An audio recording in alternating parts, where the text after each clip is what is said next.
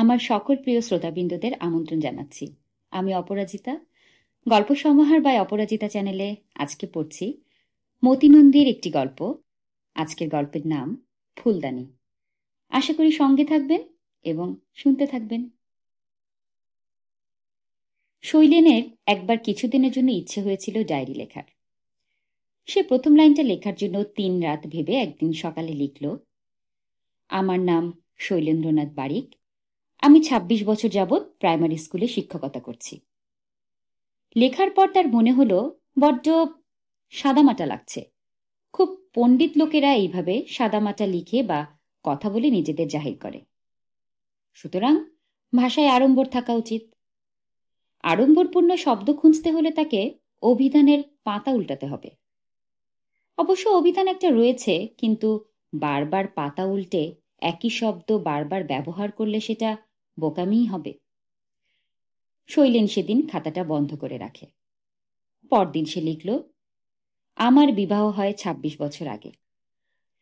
তার কাছে এই লাইনটা খুবই গুরুত্বপূর্ণ, কেননা 26 বছর আগেই সে উল্টোডাঙ্গা রেল স্টেশনের কাছে ভগবতী ইনস্টিটিউশনে, যাকে পাড়ার লোকেরা ভগবতী পাঠশালা বলে, সেখানে চাকরি পায়। তার আগে সে স্কুল ফাইনাল ফেল করার পর দপ্তরির কারখানায় ছাপা ফর্মা ভাঁজ করার কাজে ঢুকেছিল। বছর 2 পর সেখান থেকে ছেড়ে সে আসে স্কুল বইয়ের এক প্রকাশকের দোকানে কাউন্টারে বসে বই বিক্রি করার চাকরি।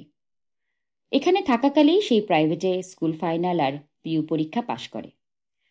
দোকানের মালিক তাকে খুবই সাহায্য করেছিল পড়ার ব্যাপারে। এই দোকানেই তার সঙ্গে আলাপ হয়েছিল ভগবতী পাঠশালার মালিক এবং হেড স্যার রবিন বাবুর। কথায় কথায় যখন তিনি জানলেন শৈলেন শুধু তার জেলারই নয়, একই মহকুমার ছেলে, তারপর তিনি বিশেষ স্নেহ ভরে তার সঙ্গে কথা বলতেন। রবিনবাবুর একটা প্রাইমারি বাংলা বই ছাপার কাজ চলছিল। ছাপাখানা থেকে খুব জরুরি তাড়া দেওয়ায় শৈলেনকে একদিন দুপুরে প্রুফ নিয়ে পাঠশালায় রবিনবাবুর কাছে যেতে হয়েছিল। যখন তিনি প্রুফ দেখছিলেন, শৈলেন তখন খেলার ছলেই হোক, কৌতূহলেই হোক বা সময় কাটাবার জন্যই হোক, 4টি ক্লাসের প্রায় 25টি ছেলে মেয়েকে পড়ানোর ভার নিয়েছিল। পড়ানো বললে ভুল হবে, সামলানোই বলা উচিত। প্রুফের বান্ডিল শৈলেনের হাতে দেওয়ার সময় রবিনবাবু বলেছিলেন, এখানে বাপ মায়েদের খুব ইচ্ছে বাচ্চাদের লেখাপড়া করাবার, তবে খুবই গরিব, কাছাকাছি কোনো প্রাইমারি স্কুলও নেই। ভাবছি আর একটা ঘর নেব। দেখলুম ভালোই তো পড়াবে। আরে, দোকানের কর্মচারী থাকার চেয়ে মাস্টারিতে সম্মান আছে। এ হলো 26 বছর আগের কথা। শুধুমাত্র সম্মানের লোভেই সে 25 টাকা কম বেতনে মাস্টার হয়। তখন সে থাকত শ্যামপুকুর, বাবা মা ভাই বোনদের সঙ্গে। 25 টাকা তখন অনেক টাকা। পরিবারের সবাই, এমনকি পাশাপাশি ঘরের লোকেরাও বলল, এতগুলো টাকা, কাজটা বোকার মতো হলো। কয়েকদিন মাস্টারি করার পর সে বেবিকে তার কর্মস্থল দেখাতে নিয়ে গেছিল। বেবির পোশাকি নাম শুভ্রা। বয়সে তার থেকে 1 বছরের ছোট। যোগ বিয়োগ পর্যন্ত কষতে পারে, গুণ ভাগ পারে না। সিনেমার ম্যাগাজিন কোনো ক্রমে পড়তে পারে, খবরের কাগজ পারে না। বেবি ক্লাস 5এই লেখাপড়া ছেড়ে দেয়। ওর মা হাসপাতালে আয়ার কাজ করত, তাকেও ওই কাজে ঢোকাবার চেষ্টা করেছিল। বেবির চোখ মুখের ভাব বদলে গেল চেয়ারে বসে শৈলেনকে পড়াতে দেখে। ছেলে মেয়েদের স্যার বলা, ব্ল্যাকবোর্ডে চকখড়ির খসখসে শব্দ, ধমক দেওয়া, বাইরে যাওয়ার জন্য ভয়ে ভয়ে অনুমতি চাওয়া, এসবের থেকেও মুগ্ধ করে এততপার তার কাছে অনাবিষ্কৃত শৈলেনের এই গাম্ভীর্য। তার মনে হয়েছিল মুখচোরা ছেলেটা এখন ভারী কি একটা লোক হয়ে গেছে। এসব অবশ্য বিয়ের পর প্রথম 7 দিনের মধ্যেই সে বেবির কাছ থেকে শুনেছিল। বেবি আরো 2বার নতুন ঘরের পাঠশালায় এসে একধারে বসে তার পড়াশোনা দেখেছে। 2খানা বাড়ির পরেই পুরনো ঘরে রবিনবাবু উঁচু ক্লাসের ছেলে মেয়েদের পড়াতেন। ওই ঘরেই থাকতেন, রেঁধে খেতেন, ছুটিতে গ্রামে যেতেন। প্রথম যেদিন সে মাইনে পেল, সেদিন সন্ধ্যায় সে হাতিবাগানের এক রেস্টুরেন্টে বেবিকে কবিরাজি কাটলেট খাইয়েছিল। খেতে খেতে বেবি বিয়ে করার কথাটা মনে করিয়ে দেয়। শীতলা প্রতিমার সামনে শৈলেন পুজোর ফুল হাতে নিয়ে যে কথা দিয়েছিল, বেবি সেটা তাকে ভুলে যেতে দেবার পাত্রই নয়। শৈলেন তখন স্বর্গের কাছাকাছি কোনো একটা জায়গায়। মাথা কাত করে জানিয়ে দিয়েছিল কথা রাখবে। টিপটিপ বৃষ্টিটা ঝমঝমিয়ে নামল যখন তারা রেস্টুরেন্ট থেকে বেরোয়। দৌড়ে বারান্দার নিচে গিয়ে ঘির ঘেঁষে তারা দাঁড়ায়।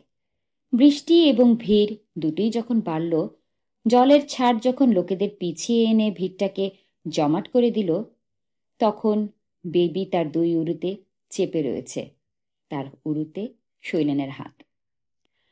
একটা নতুন ধরনের আমেজ এবং শিহরণ শৈলেন বোধ করছিল। তার একটা হাত ধরে বেবি আঙুলে আঙুল জড়িয়ে রাখে। বাঙালি মেয়ের শরীর সাধারণত যেমন হয়, বেবি তার থেকে একটু পুষ্ট। দেহে সামঞ্জস্য আছে এবং মুখখানি মোটামুটি সুন্দর।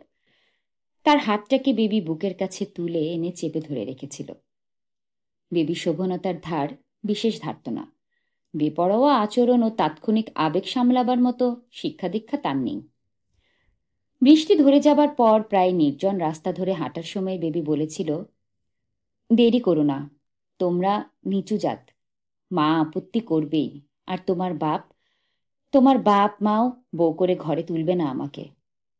তাতে বইই গেল, আমরা কালীঘাটে গিয়ে বিয়ে করে আসব। শৈলেন আমতা করে বলেছিল, এই মাইনেতে কি আলাদা ঘর নিয়ে চালানো যাবে? ও আমি চালিয়ে নেব। বেবি এই বলে ফুঁ দিয়ে সমস্যাটা উড়িয়ে দিয়েছিল। বাড়িতে ঢোকার সরু গলিটা অন্ধকার। শৈলেন আচমকা একটা দুর্দান্ত চুমু পেয়েছিল বেবির কাছ থেকে। বেবির আন্দাজে মোটেই ভুল ছিল না। দুই পরিবার থেকে প্রবল আপত্তি ওঠায় তারা কালীঘাটেই বিয়ে করে এবং দুদিন পর ভগবতী পাঠশালার কাছাকাছি মুরারিপুকুর বস্তির একটা ঘরে এসে ওঠে। শুরু থেকেই তাদের যৌথ জীবনে বেবি একদমই সুখী হয়নি, শৈলেনও নয়।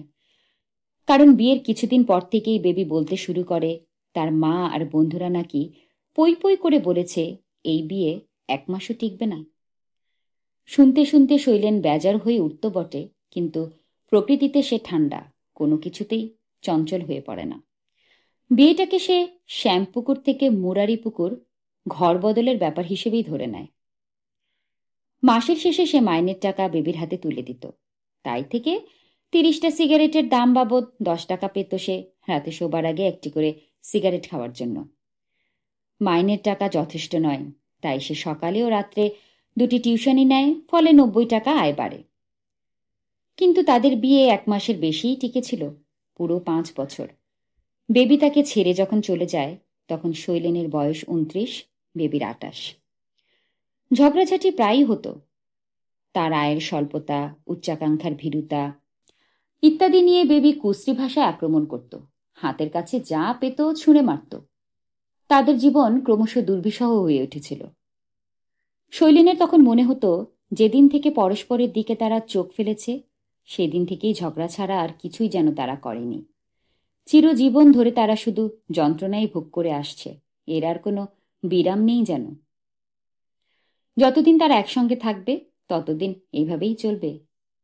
কিন্তু 21 বছর পর এখন শৈলেনের মনে হচ্ছে, মাঝে মাঝে তখনও অবশ্য মনে হতো তাদের তখনকার জীবনের অনেকটা সময়ই টক ঝাল মিষ্টি স্বাদে ভরা ছিল। বেবিকে তার মন্দ লাগতো না। বেবির গৃহত্যাগের আগেই শৈলেনের মনে এই ধারণাটি তৈরি হয়ে গেছিল, স্বামী এবং স্ত্রী হিসেবে তাদের জন্য বরাদ্দ সময়সীমা এবার বোধহয় তারা অতিক্রম করতে চলেছে। দাম্পত্য জীবনের সব থেকে বিশ্রী ঝগড়াটি একদিন তাদের মধ্যে ঘটে যেতেই সে বুঝেছিল যে ভাঙন আসবেই।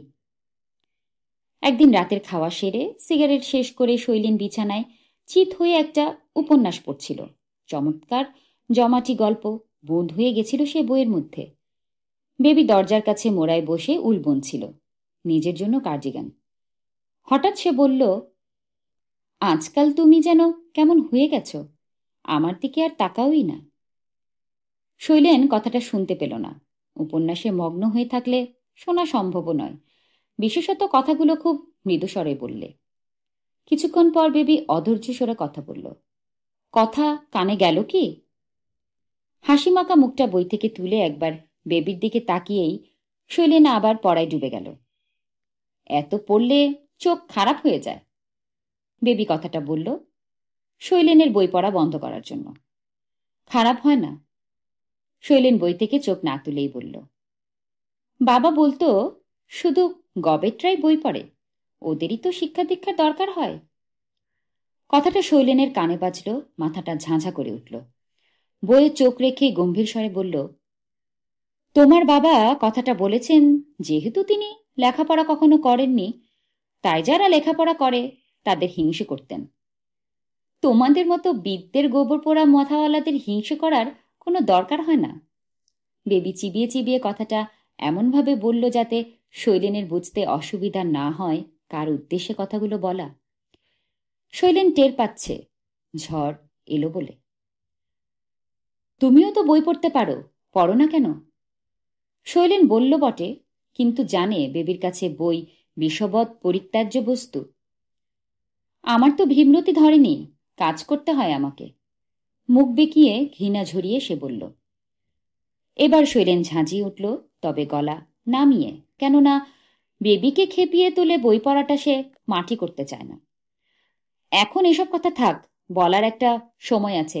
বইটা আমায় পড়তে দাও, খুব ক্লান্ত লাগছে। ক্লান্ত? তুমি তো সবসময়ই ক্লান্ত। বেবি বেশ জোরেই হেসে উঠল। পাঠশালার পণ্ডিত, তার আবার ক্লান্তি? বসে বসে বাচ্চাদের অ আ না শিখিয়ে একটু খাটাখাটনি করে দুটো পয়সা আনার চেষ্টা করো না, যাতে বাসন মাজার একটা লোক অন্তত রাখা যায়। শৈলেন কথা না বাড়াবার জন্য চুপ করে রইল। তাতে বেবির মাথায় রক্ত চড়ে গেল। হাত থেকে বইটা ছো মেরে তুলে নিয়ে সে বলল, খালি বই, বই আর বই, গাধারও অধম। বইটা দরজা দিয়ে সে উঠোনে ছুঁড়ে ফেলল। ধর্মড়িয়ে উঠে বসে শৈলেন একটা চর কষালো বেবির গালে। পড়তে তার খুবই ভালো লাগছিল তো বটেই, তাছাড়া ওটা লাইব্রেরির বই, নষ্ট হলে ছিঁড়ে গেলে ফাইন দিতে হবে, তেমন হলে নয়তো পুরো দামটাই। বেবি গালে হাত দিয়ে অদ্ভুত চোখে শৈলেনের দিকে তাকিয়েছিল, জ্বালা ভরা চোখে। চোখে জল টেনে আনিনি, কারণ সেটা তার প্রকৃতিতে নেই। শৈলেনের তখনই মনে হয়েছিল যে তাদের দাম্পত্য সম্পর্ক আর টিকবে না। এটা ভেবে সে দুঃখবোধ করেনি, বুকও ভেঙে যায়নি, বরং ভগবানকে ধন্যবাদ দেয় যে তাদের কোনো ছেলেপুলে ছিল না। একবার বেবি গর্ভবতী হয়েছিল বটে, কিন্তু বাচ্চা পেটেই নষ্ট হয়ে যায়। বাচ্চা হলে কে জানে, সংসারটা হয়তো একটু সহনীয় হতো। বইটা উঠোনে ছুঁড়ে ফেলার 1 মাস পর বেবি ঘর ছেড়েছিল। প্রায় দুপুরেই সে শ্যাম্পু করে মার কাছে চলে যেত। সেখানেই আলাপ এবং ভাব হয় যাত্রার এক ছোটখাটো অভিনেতার সঙ্গে। যাত্রায় সুযোগ করে দেবে এই আশায় বেবি লোকটির সঙ্গে পালিয়ে যায়। একদিন পাঠশালা থেকে ফিরে শৈলেন একটা চিরকুট বিছানার উপর পেয়েছিল। পাঠশালার পড়ুয়াদের মতো হাতের লেখায়, আমি চিরকালের মতো চলে যাইতেছি, আর ফিরিব না। কথাকটি হাতে লেখা। শৈলেন স্তম্ভিত হওয়ার মধ্যেই হাঁপ ছেড়েছিল। চিৎকার চেঁচামেচি হলো না, জিনিসপত্র ভাঙা বা ছোড়াও হলো না। কেমন দিব্যি সে শান্তিতে একা হয়ে গেল। কাগজটার উপর চোখের জলের দাগ নেই, মাত্র 8টি শব্দ ছেঁড়া, হ্যান্ডবিলের উল্টো দিকে পেন্সিলে লেখা। কাগজটা ভাঁজ করে সে ঘরের তাকে রাখা অভিধানের পাতার মধ্যে রেখে দিয়েছিল। কেন যে রেখেছিল তা সে জানে না। 21 বছর পরও সেটা ওখানেই রয়েছে। যাত্রার সেই অভিনেতার সঙ্গে বেবি শ্যাম্পু করেই একটা গলিতে বসবাস শুরু করে। লোকটি মদ খেত এবং প্রায় রাতেই বেবিকে ঠ্যাঙাত। পাড়া প্রতিবেশীরা অতিষ্ঠ হয়ে থানায় নালিশ জানায়। অবশেষে একদিন তারা কোথায় যেন চলে যায়। এসব কথা শৈলেন শুনেছিল তার ছোট বোনের কাছে। বাড়ির লোকেরা ভেবেছিল দাম্পত্য সম্পর্ক ফিরে পাবার জন্য, অর্থাৎ পৌরুষের মর্যাদা রাখার জন্য শৈলেন মামলা ঠুকবে বেবির নামে, কিন্তু সে এমন কোনো চিন্তাকে প্রশ্রয়ও দেয়নি। শৈলেনের জীবনের যে ছকটা বিবাহিত জীবনে গড়ে উঠেছিল সেটা অবশ্যই নাড়া খেয়েছিল এই ঘটনায়। 5 বছর একই ঘরে একটি মেয়ের সঙ্গে বসবাস করার পর তার অভাব তো তারা পেয়েছেই। বেবির হঠাৎ চলে যাওয়ার পর ঘরের দেওয়াল, সিলিং, টেবিল, বিছানা সব কিছুই শৈলেনের চোখে অন্যরকম ঠেকেছিল। তার নিজের ভেতরটাও কেমন যেন পাল্টে গিয়েছিল। তখন সে মনে মনে বারবার নিজেকে বলতো, বেবি চলে গেছে তো কি হয়েছে, সব একই রকমই তো আছে, কিছুই বদলায়নি। প্রথম প্রথম ঘরে ফিরে সময় কাটাতে তার খুবই অসুবিধে হতো। নিজেকে টানতে টানতে একাকী দিন কাটানোটা তাকে শিখতে হয়েছে। মাসের পর মাস, বছরের পর বছর, সকাল আর সন্ধ্যা তার জীবনে এলো আর চলে গেল। নিঃসঙ্গতা আর বিষণ্ণতাকে সঙ্গী করে নিজের ইচ্ছার বিরুদ্ধেই সে সুখী বোধ করতে থাকে। পৃথিবী থেমে নেই। শৈলেনের মনে হয় সেও চলেছে এর সঙ্গে। কয়েক বছর পর রবিনবাবু একবার দেশে গিয়ে অসুস্থ হলেন। চিঠি এলো স্ট্রোক হয়ে শরীরের একটা দিক পড়ে গেছে। 4 মাস পর চিঠি এলো তিনি মারা গেছেন। ভগবতী ইনস্টিটিউশন চালাবার ভার শৈলেন নিল। দিন তার ভালোই কেটে যাচ্ছে। হোটেলের সঙ্গে ব্যবস্থা করে ঘরেই খাবার এসে যায়।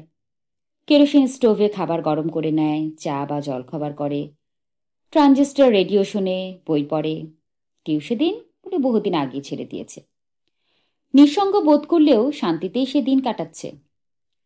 দুপুরে স্কুলে পাওয়া বহু মুখ, বহু কথা তাকে রাত পর্যন্ত সঙ্গ দেয়। শৈলেন নিজের মতো করে সুখী জীবন তৈরি করে নিয়েছে। এইভাবেই 12টা বছর কেটে গেছে। বেবি সম্পর্কে শৈলেন এইটুকু মাত্র জানতে পেরেছে যে সেই যাত্রার অভিনেতা শ্রীরামপুর লন্ড্রির দোকান এবং বিয়ে করে ছেলেপুলে নিয়ে বেবি সংসারী। বেবি এন্টালিতে বাস করছে হোটেলের এক বেয়ারার সঙ্গে। একদিন সন্ধ্যাবেলায় বেবি দেখা করতে এলো তার সঙ্গে। শৈলেন তখন রাস্তার পানের দোকান থেকে প্রতিদিনের মতো রাতের জন্য সিগারেট কিনছিল। পরপর 2 দিন এই সময় লোডশেডিং হওয়ায় দোকানে মোমবাতি আর দেশলাই নিয়ে তৈরি হচ্ছিল। উনুন ধরানোর ধোঁয়া বস্তির উপর মেঘের মতো বিছিয়ে রয়েছে। রাস্তায় বাচ্চাদের হুটোপুটি তখনও অব্যাহত। শৈলেন সিগারেট নিয়ে দূরে বাস রাস্তার দিকে তাকিয়ে ওকে দেখল এবং মুহূর্তেই চিনতে পারল। এতক্ষণ পড়ছিলাম মতি নন্দীর একটি গল্প। গল্পটির নাম ফুলদানি। এর পরের অংশটি শুনবেন পরের দিন। ভালো থাকবেন সবাই, শরীর এবং মনের যত্ন নেবেন।